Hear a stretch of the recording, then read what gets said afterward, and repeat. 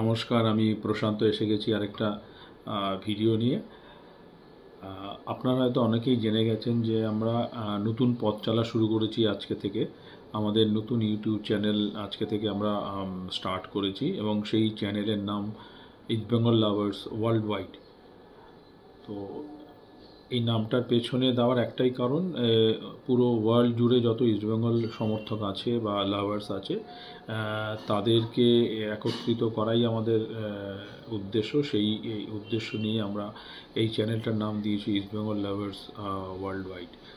তো আজকে এখন আমি যেই বিষয় নিয়ে ধরুন এই ভিডিওটা করব, আপনারা সকলেই জানেন আজকে ইন্ডিয়া কাপ নেশনস কাপে ইন্ডিয়া খেলা আছে তাজিকিস্তানের সঙ্গে।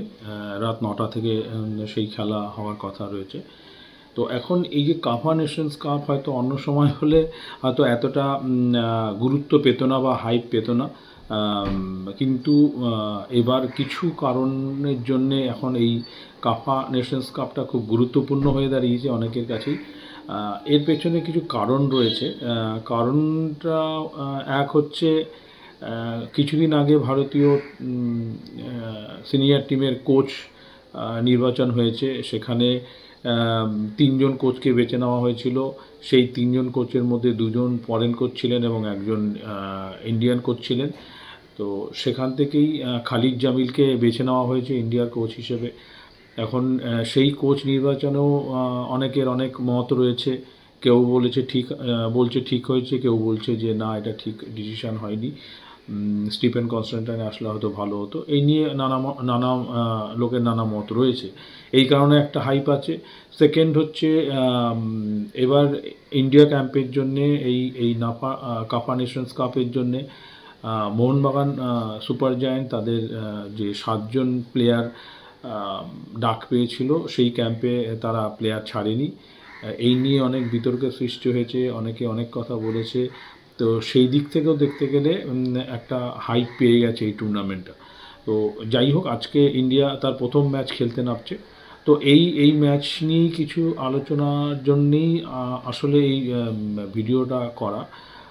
এখন আজকে যে ম্যাচটা ইন্ডিয়া খেলতে নামবে বা এবার ইন্ডিয়ার যে টিম নির্বাচন হয়েছে, সেখানেও কিন্তু একটু অনেক অনেক অনেক সারপ্রাইজ আছে। কেন, মোহনবাগান সুপার জায়ান্ট তাদের 7জন প্লেয়ারকে না ছাড়ার জন্য আমাদের কোচ খালিদ জামিলকে তার সেকেন্ড বেস্ট চয়েস প্লেয়ারদের ডেকে নিতে হয়েছে।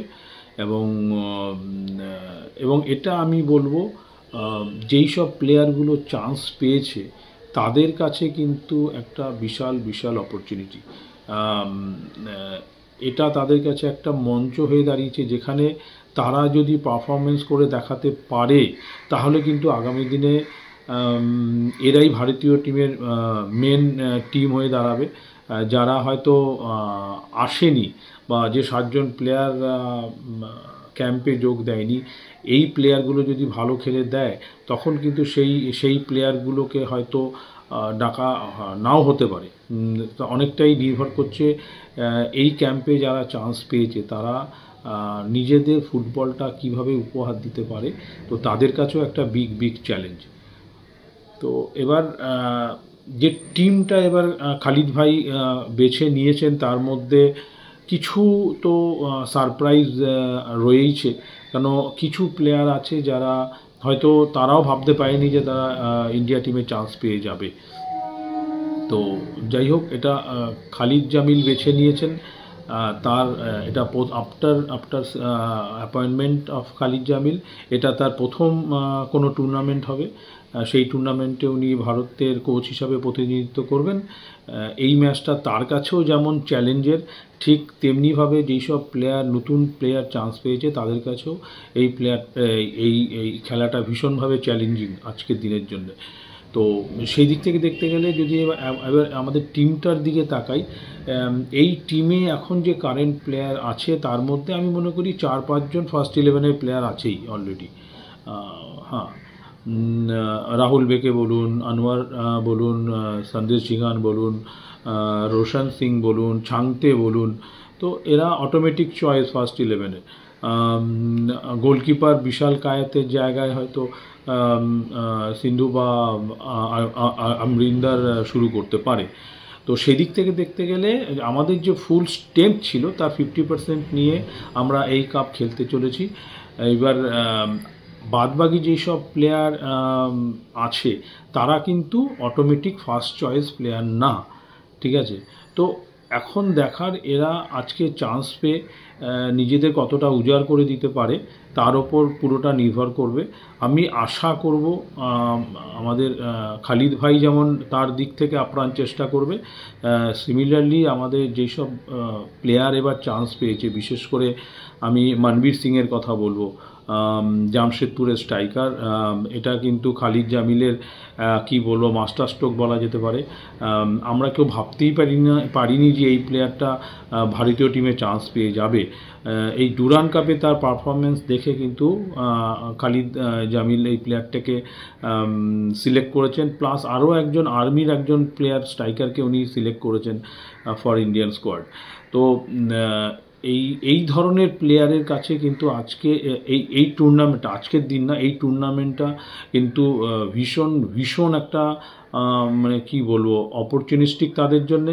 তারা যদি এই টুর্নামেন্টে ভালো খেলতে পারে তাহলে হয়তো ভারতীয় টিমে তাদের আগামী যে খেলাগুলো আসবে সেখানেও কোচ এদের নাম ভাবতে বাধ্য হবে। তো এইসব প্লেয়ারকে এমন খেলা খেলতে হবে যাতে কোচও বাধ্য হয় এদেরকে ডাকতে। তো আমি সেই দিক থেকেই বলছি যে টিম এবার করা হয়েছে, একটা দুটো হয়তো সারপ্রাইজিং কিছু প্লেয়ার আছে, এছাড়া মোটামুটি অলমোস্ট সেকেন্ড ইন্ডিয়ান টিম বলতে পারেন যারা অলরেডি চান্স পেয়েছে, যেমন বিক্রম প্রতাপ সিং ইন্ডিয়া টিমে ছিল, মহেশ ইন্ডিয়া টিমে ছিল, তারপর আর কার কথা বলবো, সুরেশ ইন্ডিয়া টিমে ছিল, জিকসান সিংও অনেকদিন ইন্ডিয়া টিমে ছিল। তো এদের কাছে কিন্তু এই ম্যাচটা খুবই একটা ইন্টারেস্টিং এবং চ্যালেঞ্জিং হয়ে দাঁড়াবে। এবার আসা যাক যে এবার টিমটা কি হতে পারে, এবারে টিমটা খালিদ ভাই কি নামাতে পারে সেই দিকে যদি একটু বিশ্লেষণ করি। তো আমার মতামত যদি আপনারা চান তাহলে আমি বলবো এই ম্যাচটার জন্যে 4-2-3-1 ফরমেশন করলে বেটার হবে। কেন আমরা যদি র্যাঙ্কিং ওয়াইজ দেখি, র্যাঙ্কিংয়ে ইন্ডিয়া 133 আর তাজিকিস্তানের রয়েছে 104। তো ওরা অনেকটাই এগিয়ে আমাদের থেকে।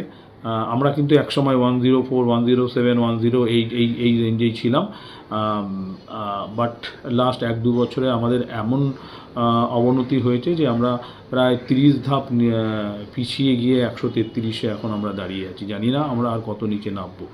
তো সেই দিক থেকে দেখতে গেলে যে তাজিকিস্তান বিশাল কিছু মানে ডিফারেন্স গড়ে দেবে বা খুব বিশাল ভয় পেতে হবে এই টিমটাকে, সেটা কিন্তু আমি বলবো না।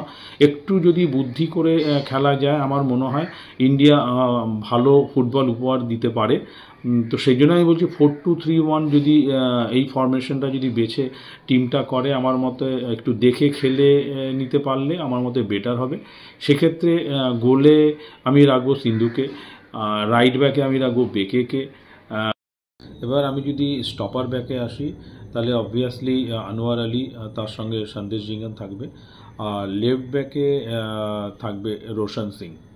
আজ মাঠে দুটো পিভটে আমি রাখবো, একটা হচ্ছে সুরেশ আর একটা হচ্ছে জিকসান সিং। এবার তারপরে তিনজন আমি যদি রাখি, তিনজনের মধ্যে আমি ডান দিকে রাখবো ছাংতেকে, মাঝখানে রাখবো আমি মহেশকে এবং বাঁ দিকে রাখবো আমি বিক্রম প্রতাপ সিংকে, এবং ওপরে একজন স্ট্রাইকার হিসাবে আমি চাইবো মনবীর সিংই স্টার্ট করুক। কেন নতুন সারপ্রাইজ এলিমেন্ট এবার এই ইন্ডিয়া টিমে, তো তাকে দিয়েই শুরু করা হোক আমাদের স্ট্রাইকিং ফোর্সটা।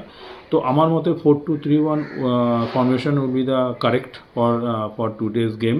এবং আমার টিম কি হতে পারে সেটা আমি জানিয়ে দিলাম, এবং আমি আশা করব আজকে প্লেয়াররা তাদের উজাড় করে দেবে, প্রত্যেকটা বলের জন্যে তারা ঝাঁপাবে এবং মানে আমরা যেন দেখে বুঝতে পারি না প্রত্যেকটা প্লেয়ার 100% দিয়েছে, তাদের 100%-এর ওপরে এফোর্ট দিয়েছে। এফোর্ট দেওয়াটা জরুরি, ফলাফল কি হবে সেটা পরের ব্যাপার, কিন্তু প্লেয়াররা 100%-এর বেশি এফোর্ট দিয়েছে কিনা সেটা যেন আমরা আজকে মাঠে দেখতে পাই। এবং আমি আশা করব প্রত্যেকটা প্লেয়ার যদি তাদের 100% এফোর্ট দেয়, আমরা এই ম্যাচে একটা ভালো রেজাল্ট আমরা পেতে চলেছি। তো এই বলেই আজকে আমি আমার ভিডিওটা শেষ করব। এবং অপেক্ষা করে আছি আজকের দিনের রেজাল্টের জন্য। থ্যাংক ইউ, সবাই ভালো থাকবেন।